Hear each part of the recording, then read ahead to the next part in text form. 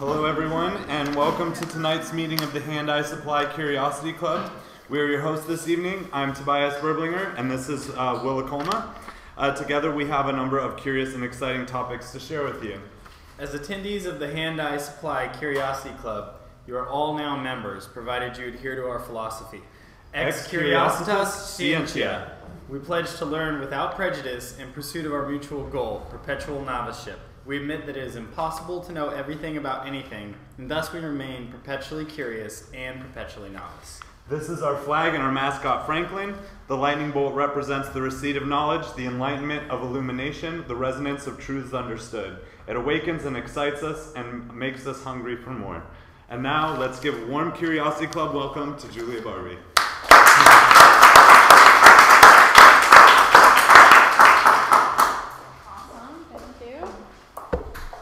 I'm Julia Barbee. I'm definitely a novice perfumer.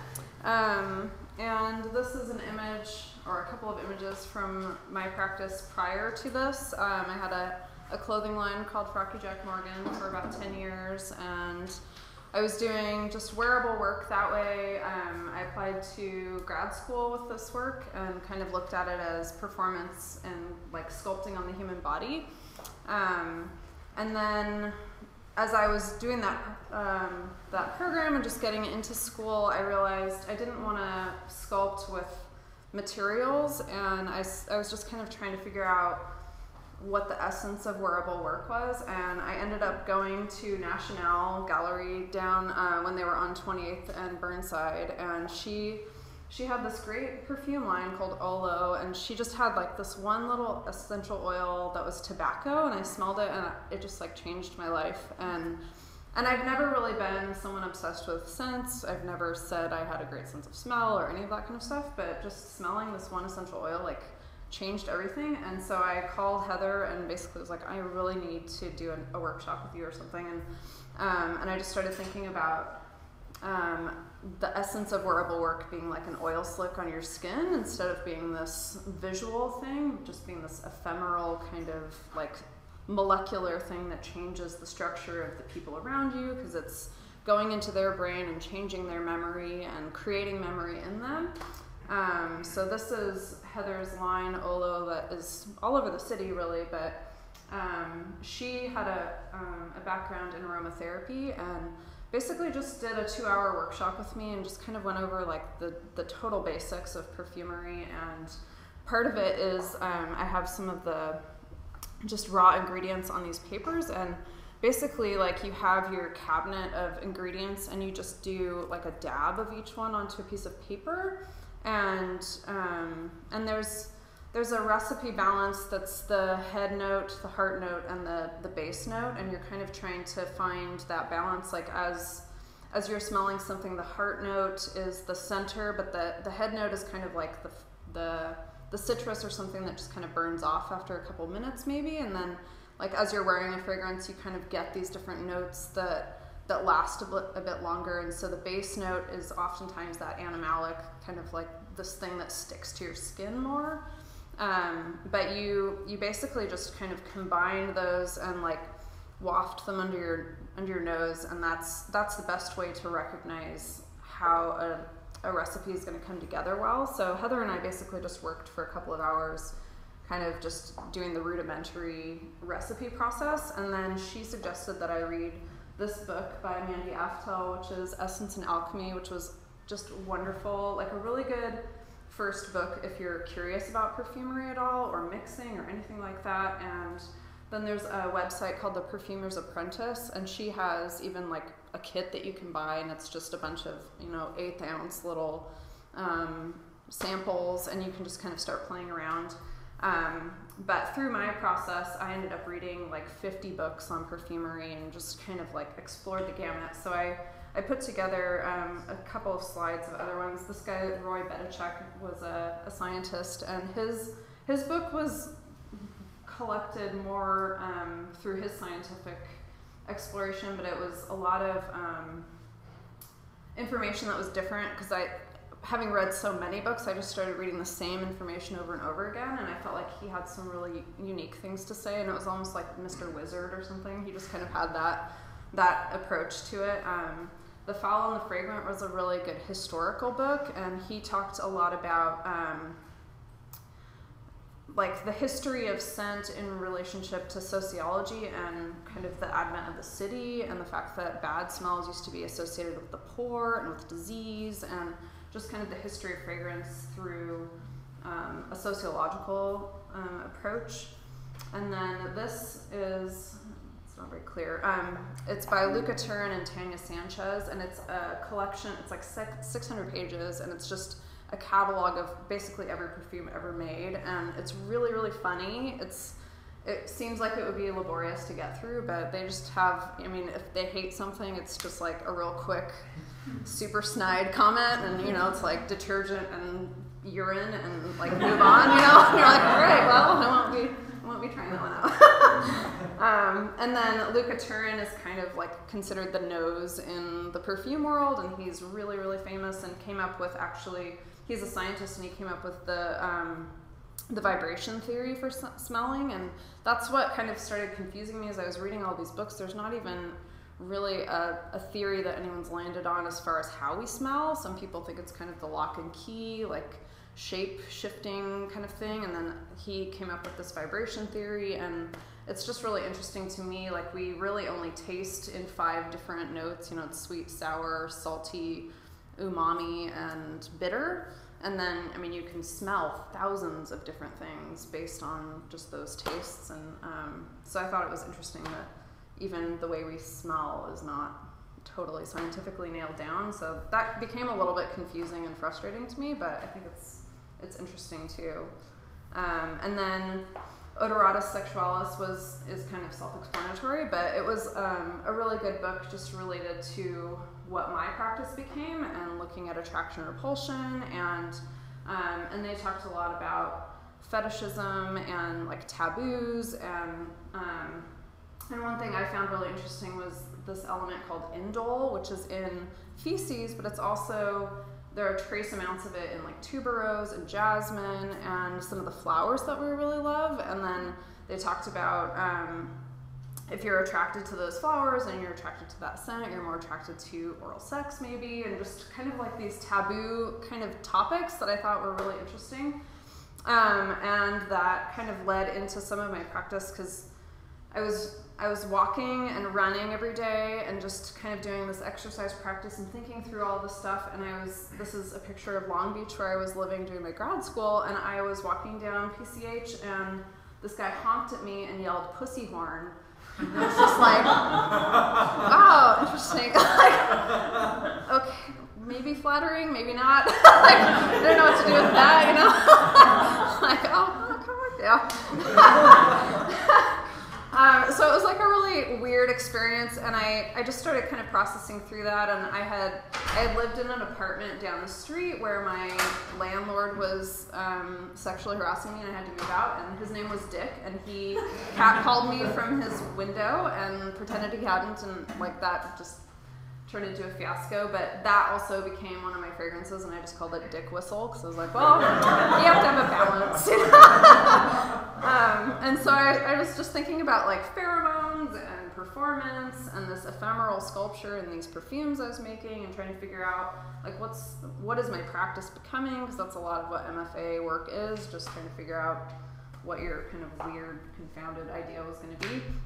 So I don't even really know what this is, but I was just thinking about like a brainstorming picture, and kind of going like, okay, so if someone references my hair, I'm going to think about these 2 ingredients, and trying to kind of create this axis or this grid of these different ingredients that I'm familiar with, and kind of like brainstorming about what they remind me of, related to a catcall or related to what someone might be attracted to, and just kind of like coming up with this weird structure for how I was doing things. And part of that was even just thinking about the animalic scents, and musk being related to maybe a man's genitals, like civet being related to a woman's, and valerian root smelled like feet to me. So I was just like, I don't know, this is just kind of an intuitive, non-scientific structure for things, but it was based on this artist, Steve Rodin, who I really admire. He's an LA artist, and he does sound work and paintings and sculpture and all these different things, and a lot of it is related to like finding an old piece of music, and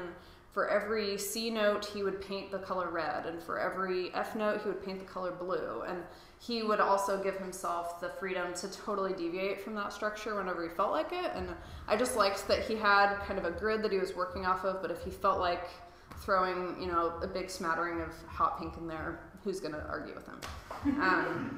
And I just kind of like the freedom in that, but I like the structure as well. And then I just started thinking about the different artists that I was learning about who did performance, who used their body, who maybe did some ephemeral work, and so I put together a couple of images of that. Anna Mendieta, this is from the 70s. It's untitled, but it's a series she did called Glass on Body, and I liked that she was using this ephemeral, clear material to modify her body, similar to fragrance or something that you can't see. And it dealt with attraction and repulsion and kind of the male gaze and the body, the female body in art, and the body as sight. So I was kind of just trying to think about that in terms of the performances that I was doing. This is Eleanor Anton, and it's a piece called Carving. She starved herself for 37 days and did 145 photographs of her body just kind of all the way around during that time, and just watched kind of as that deprivation shaped her body and carved it into a different shape. And that also is dealing with kind of women's issues and identity and body image and all of those things that I think I was dealing with in terms of like audio commentary on myself and kind of just this weird identity issue. And then looking more at performance, this is Adrienne Piper, and this piece is called Catalysis, and she just rode the bus with this towel in her mouth. And Matthew Barney actually referenced this in his video series. I'm not thinking what it's called, but whatever.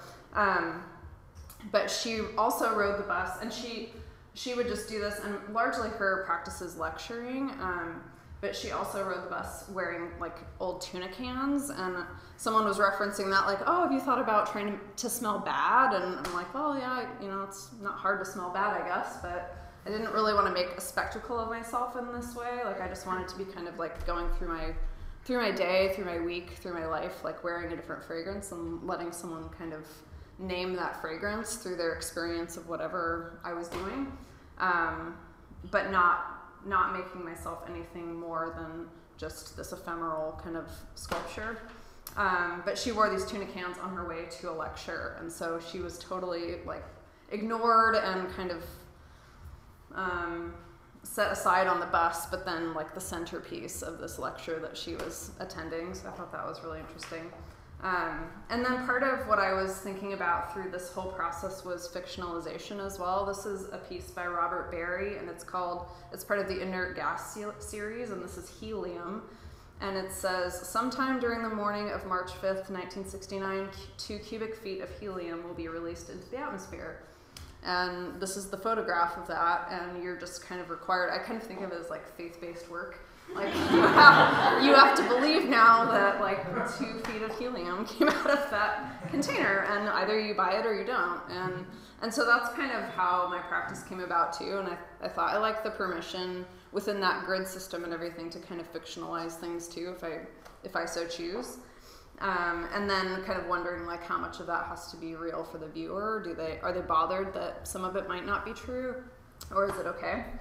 And then also just considering documentation, that was photography, and I chose not to go with photography. And this is a piece by Lawrence Weiner, and it's called Declaration of Intent.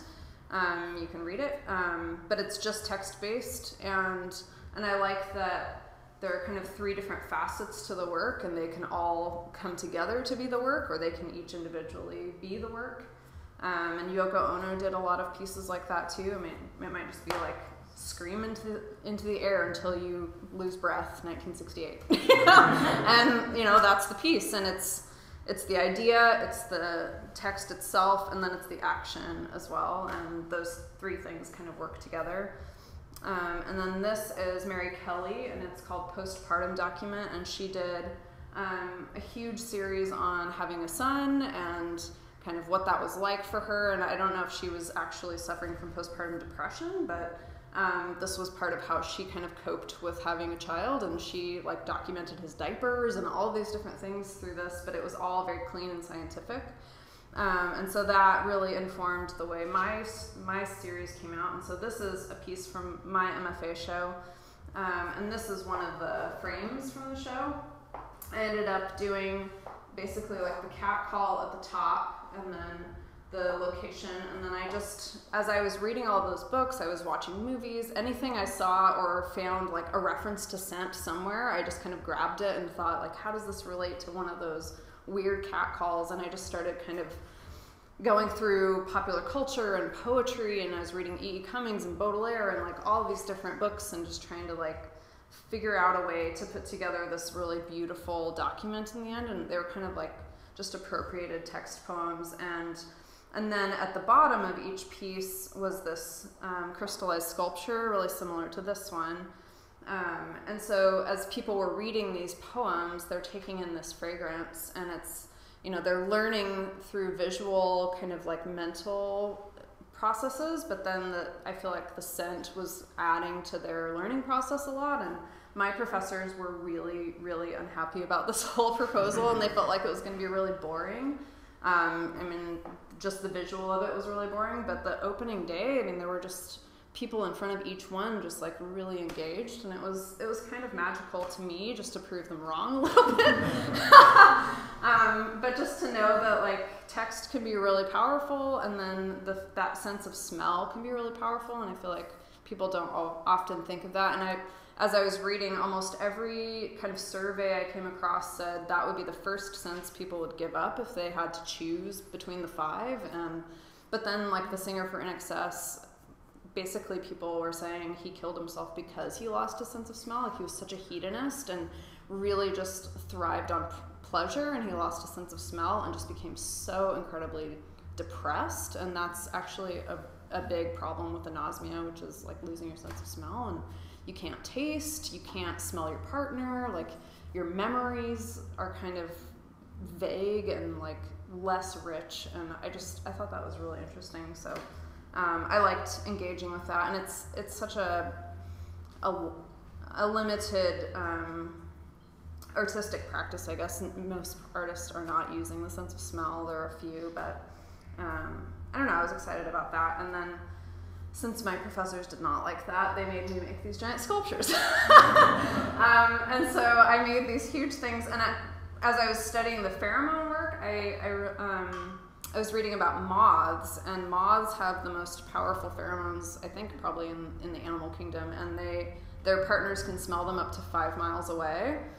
And so as I was reading through that, I found a breeder who had silk moths, and I really wanted to get the atlas moths because they're so big and beautiful, but they are illegal here unless you're like trained to have them, which I'm not.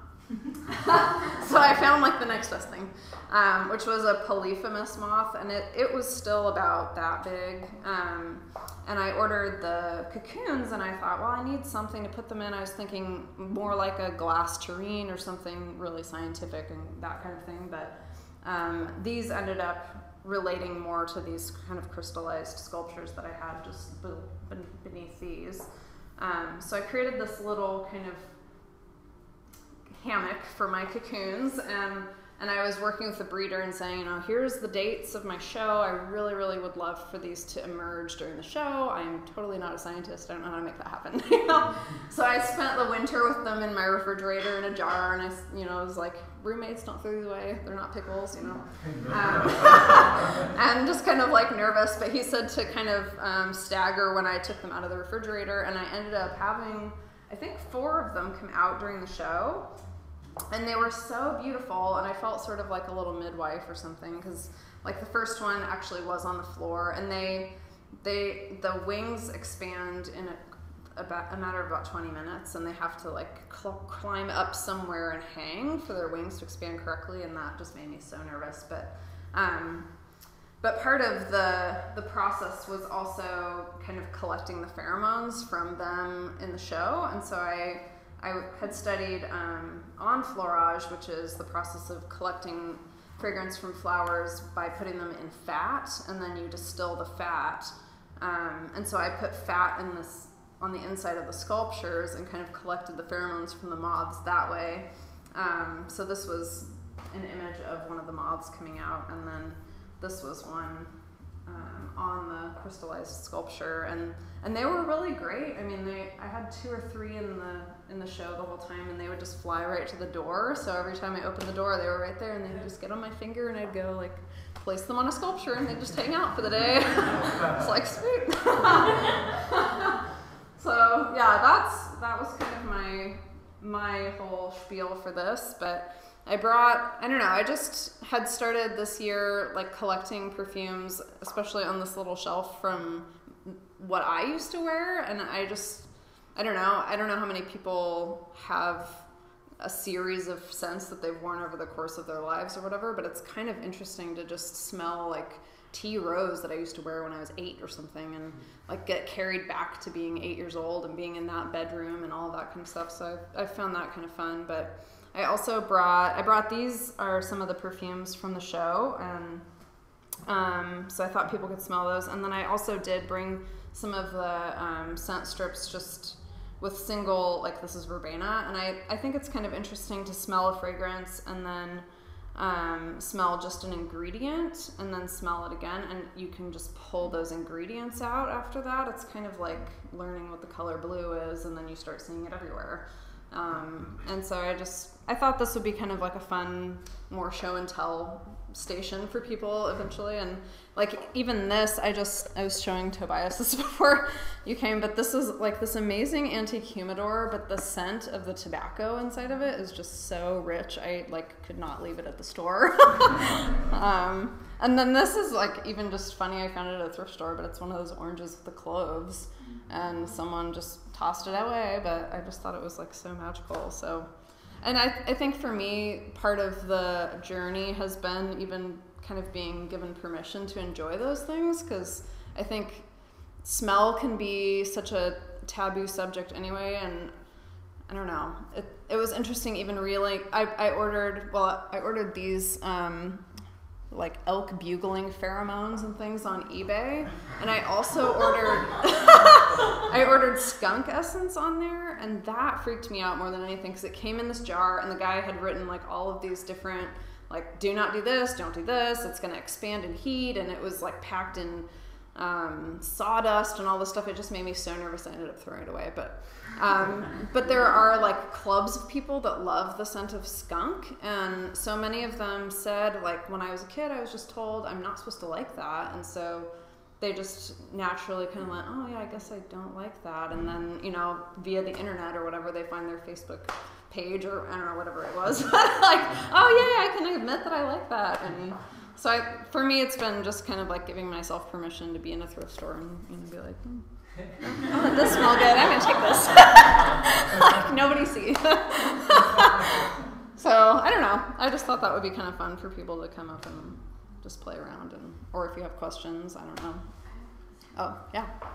So you talked about this idea of extracting scents from flowers, Mm-hmm. and you're using fat for that. What kind of fat do you use for that, and can that be used in like food? Is that a good thing? Oh, I don't know. And I honestly don't even know. I think it's like an animal fat. They do it in France still, in Gras, but largely it's just expelled like pressing things now. It's not practiced as much. And it generally you have to have like so many thousands of pounds of flowers to actually get much out of it. It's really not a very economically viable option. But is there a better? Because I've tried to use like low heat in water, and then also the best is vodka. Yeah, and I use witch hazel, and that's because that was something that I meant to mention when I was studying with Heather. She does like fractionated coconut oil for her perfumes, and I really liked that, but my initial attraction to perfume was the idea of spraying it rather than like it even being on the skin, but just that ephemeral, like it's in the air and it's just in the space. And so I started studying more and more about that, and I just came up with witch hazel because vodka, you get into problems with the liquor commission. So people are just drinking your very expensive vodka perfume, I guess, but like, vodka's a lot cheaper. You can just go buy it. So yeah. Did you, like, now that you're kind of doing this, you're also selling the perfume, do you find that there's any, like, conflict, or it's hard to maintain an artistic intent? Do you find that, like, there's any kind of conflict there at all, or? Yeah, I've definitely struggled with that, and actually in my program, a lot of the students were totally frustrated with the idea that, like, I'm saying now if someone wears this, they're gonna get honked at and someone's gonna yell pussy more or something. I'm like, well, I don't know. Yeah, I've had a hard time kind of trying to draw the line between where it stops being sculpture and becomes product or something. Yeah. I don't know if I've made a very graceful progression in that yet, but yeah, I'm still trying to figure that part out. Yeah. I'm interested in the matrix that you've made for, like, for just that you showed. Can you talk about like an example of that? Like. Well, I guess it would just. It was more intuitive than it was anything, I think. I mean, I had some charts that I had kind of come up with in terms of even like writing in the center, like the cat call, and then kind of like just doing free-form brainstorming, like, okay, so if they're referencing my hair, what ingredient does that make me think of, and that kind of thing. And it might have even like led to the next perfume creation and that sort of thing. So kind of that was more intuitive than it was anything. I don't know that I had a really rigid grid, but have you ever thought of maybe like brainstorming or collaborating with somebody who maybe had similar experiences and creating a perfume for them based on their input? I could, yeah. That would be pretty cool. I can have people like volunteer to wear my scents. Scents based on totally experiences. Right, like what kind of trauma have you experienced? Maybe we can bottle it. Yeah. That's a really good conversation between art and product.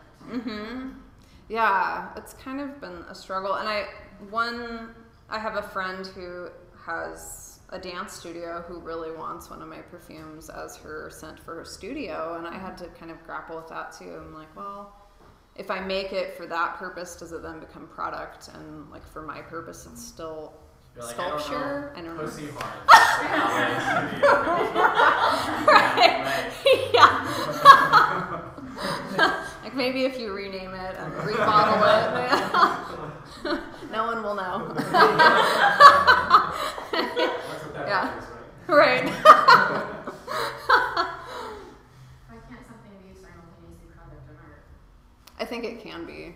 I think for me, like, especially with the clothing line and stuff, for some reason, I just really wanted a delineated line, and I don't know that I'm ever going to get it, but there's something, like, elitist in me that wants it. I'm curious about the crystal. This piece? Yeah. Yeah, this actually was part of my, prior to the perfume performance work. This was actually a skirt that I wore for 3 months. And I did a series that I just called Seasonal Skirts, and I wore the same skirt for 3 months, and so I did fall, winter, spring, winter, or summer.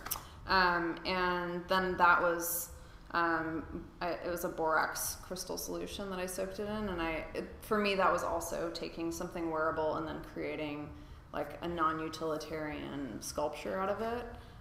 So I think that was part of the process that I was trying to figure out, and just collecting kind of the story behind whatever happened in that skirt, and so that is the result. And that again is kind of taking the utilitarian like product and making it into art. So I think that's always been kind of part of my desire as an artist. I don't know how to find the balance all the time, but oh yeah. What were the crystal sculptures that you used in the actual show? What were they? Yeah. They're silk, and then I basically just sewed a really random structure, and then I bought like the weird, I don't know what it is, plastic liners for the floor when you're tiling. And I just kind of like shoved those in there and created the armature and kind of however it came about. And then luckily our program had this amazing outdoor like gas grill thing, and I was like boiling all this water and making all these borax crystals and, you know, soaking these huge sculptures out on the patio, and I ended up like crystallizing the entire thing. My professor was not very happy about that. I'm like, aren't they pretty though? So yeah, it was kind of a confounded process, but they really do develop pretty quickly. It's like a 24-hour process, and then the longer they're in there, it's just evaporation, and then the crystals grow larger and larger kind of over the course. So do they absorb like a fragrance? Yeah, I kind of like anointed each one underneath the sculptures, and I was super nervous because I did that right before we opened the doors, and I was just like, oh my gosh, I put too much, like it's gonna overwhelm people and they're gonna have to run away, but it seemed to dissipate pretty well. No one was too bothered, but yeah. Did the crystals change depending on like were the crystals different between the seasonal skirts depending on like the oils in your skin or like any other factors other than not too much. The substrate? I don't think so. It was like a silk skirt for each one, and just kind of the coloration of dirt and that kind of thing, but not really. And borax actually is laundry detergent, so it probably kind of cleaned it up anyway. Right. I'm curious about your thoughts about sense and attraction, physical attraction. Mm-hmm.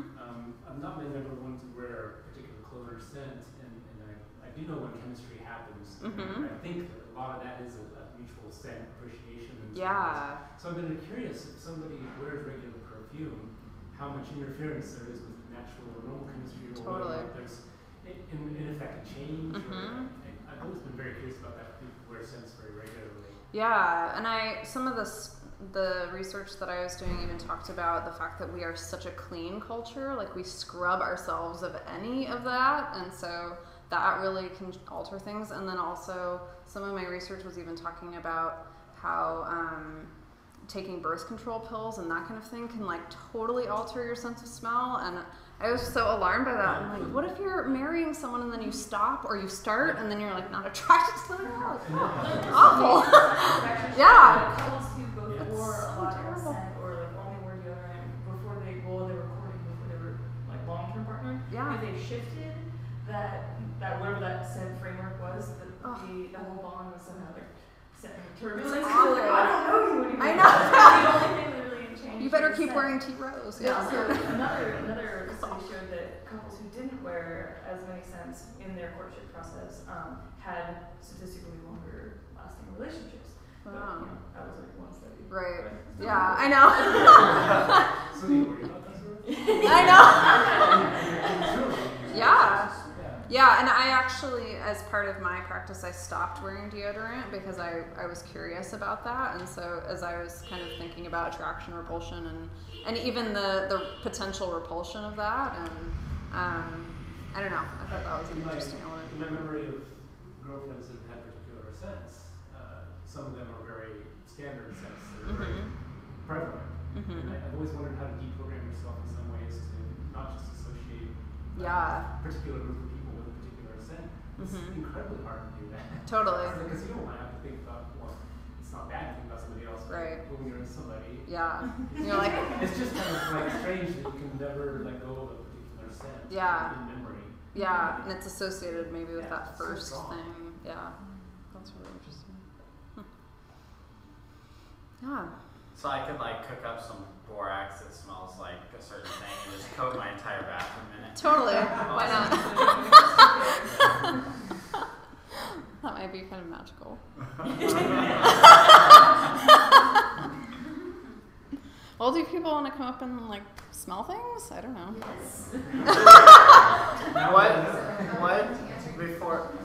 Before everybody comes up, I want to know like what a couple of your favorite scents that you still like.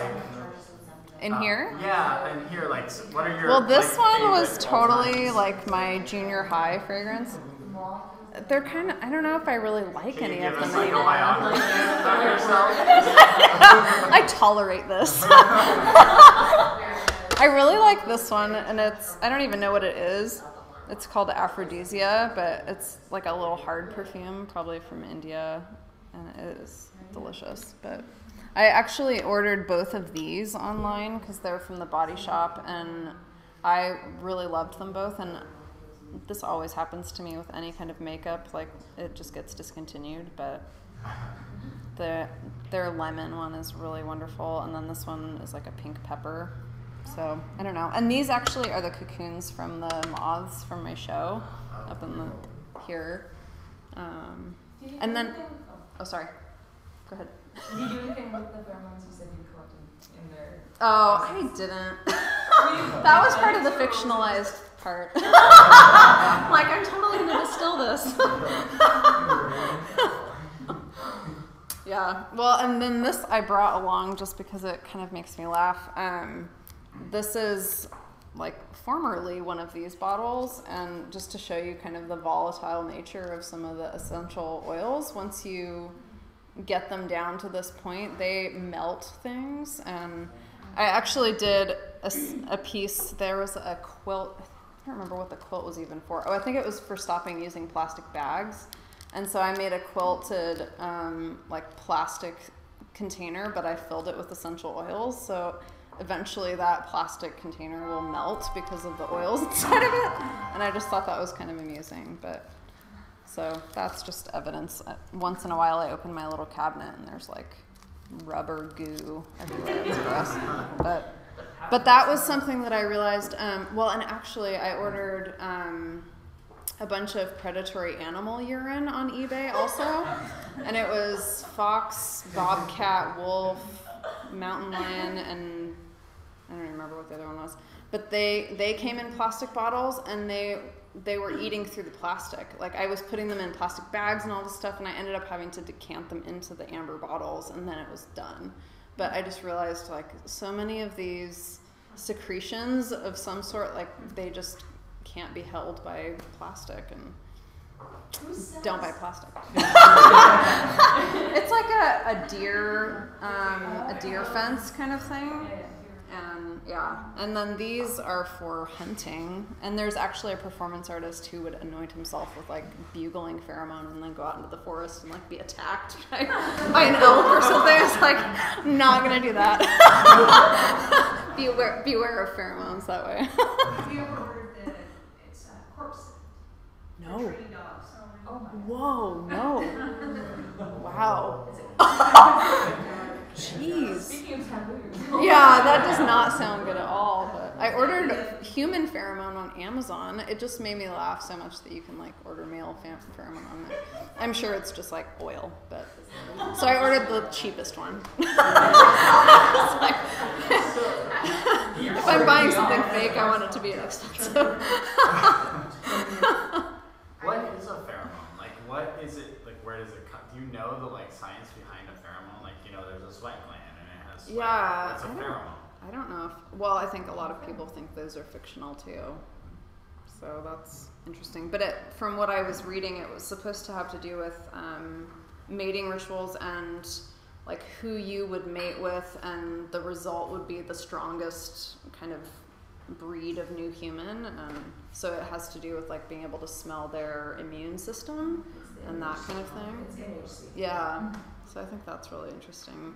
And that's actually supposed to really prevent incest and that kind of thing too. And like you're not supposed to chemically be attracted to the people that have like your exact. So then if they're wearing really strong perfume, you don't want to marry them. So, do you have any thoughts on the commercial scents that are out there, like the blades and things like that? Oh. Those are really aggressive. Yeah, I hate them, but Besides that, in terms of how that impacts people, and that's such a yeah, I feel like aggressive scent. yeah. And it does seem like that same kind of cleansing, like get all the pheromones off of us and then mask everything else. And yeah, I don't know why we have such a desire for that. And then I mean, part of the research was even talking about Walmart or wherever, like pumping those other scents in as you're walking through the door and marketing with scents. And I don't know, it's a weird practice. And I feel like it's it is so ephemeral that how can you even like identify it really? I don't know. It's interesting.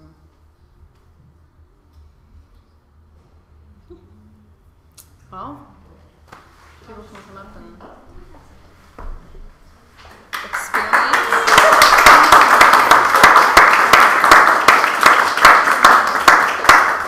And real quick, I want to mention to you, well first, thanks so much Oh, for sure. coming. It's awesome. Next week we have a special edition, so usually it's every other Tuesday, but we're having one next Tuesday. Core 77 contributor Dave Seliger is going to give a talk called Route 77, Discovering the Greatest in Design all across America. He's just graduated from college, and he wanted to see the rest of America, but spending 5 weeks driving across the United States and back. He's hunting down the latest and greatest designers in every city he passes through, including architects, product designers, graphic designers, and innovators of every kind. So he's going to be talking about that. And you can follow his travels as he goes on core77.com. But yeah. All right. Thanks. Did you smell Sex on the Beach and make something? No, what time was it? Whole range. Oh God. Yeah. I'm good. But I really love the I'm not. Yeah, I'm not. I'm It's better than like Yeah, it's definitely better than I've never actually smelled cat spray. if you walk around, you can smell nice and Oh my God. Yeah, That's totally public restroom. Or men's. more like animal quality. It does. It does. was it there before people So it's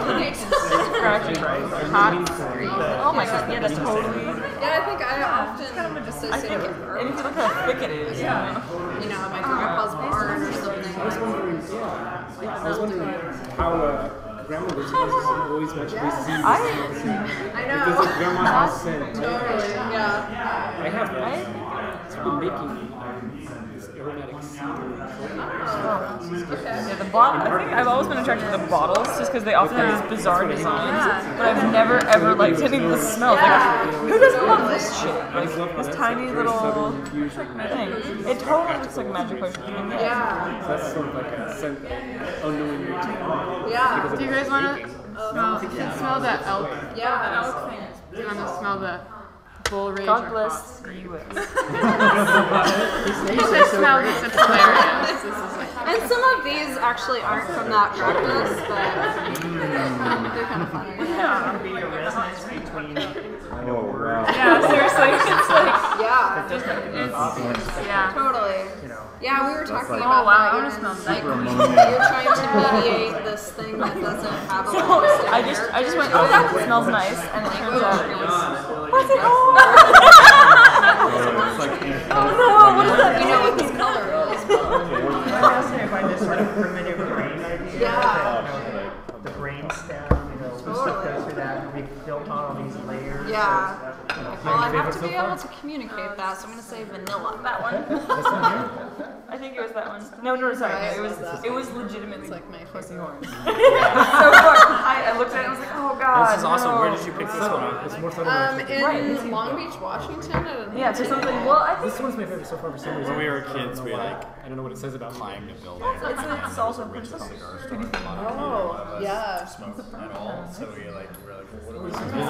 We just use that huge abandoned building, and Yeah. then we got down to the bottom, we were standing in the macro room, so we took all these boxes and like, Oh, yeah. well, like So 5 this is my second I still favorite. have, I don't know like, why it's been so quickly Oh, that's so like, I love bridges. Yeah. I just love going in there and like. So this being my favorite, I wonder what that says about me. That's my second favorite. I don't know why it can smell so fast, but what is really it's about? This one has ambergris in it, which I didn't even talk about that. I should This is have my asked. favorite. Check it out. The shepherd. And then my second favorite was the vanilla. Yeah, what sperm whale vomit? yeah, it's they. Well, I know. I don't know why they know that. It's if they eat There's a a vanilla big, shrimp like the too, giant like squid. vanilla. They can't digest the beak of the giant squid, so it's the substance that develops around the beak, and then they vomit that back up. And I'm assuming it must. I actually have some of the like shavings of it. I'm guessing it's like pumice maybe because I think it like cures in the ocean. So I'm assuming it has to float, but no. And I actually have some of those with me. That's the thing about this, right? I love the aroma. I know. I like that one. Yeah. It's like a good sweet tobacco. It's really nice. This is say my favorite. Oh, carnival. Yes, those are mine. How did you do that? It's just sweat. No, what's even stranger is that it reminded me of the smell of my dentist when I was a child. Oh, wow. So do you kind of hate me now? I hated my dentist. Associated deep pain. Right. And a little bit of fear. Yeah. I went to an estate sale for the first